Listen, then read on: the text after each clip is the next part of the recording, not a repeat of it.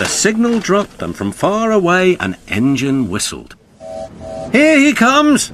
yelled Douglas. Stepney puffed proudly through the junction.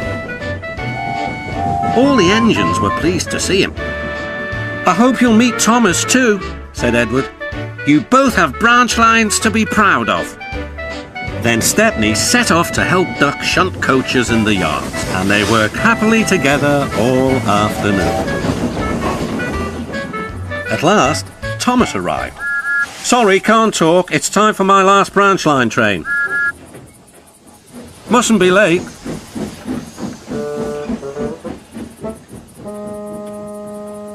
He was hardly out of sight when the engines heard shouting at the station. Moments later came the alarm. "Stop all trains!"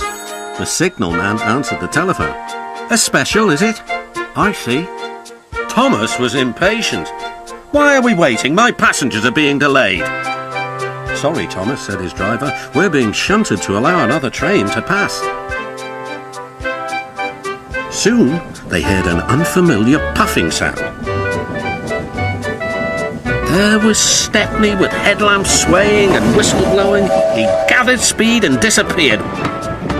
"Well, bust my boiler," said Thomas the Tank Engine. Next morning, Thomas was still fuming. "Shunted, and on my own branch too. It's a disgrace." "I'm sorry," said Stepney. "I was a special." "Why?" "An important passenger arrived just as you left. He ordered a special train and Duck let me take it. We had a splendid run, but..." "But," finished Thomas kindly, "it can make an engine nervous not to know the line." "Exactly," said Stepney. "You're such an expert."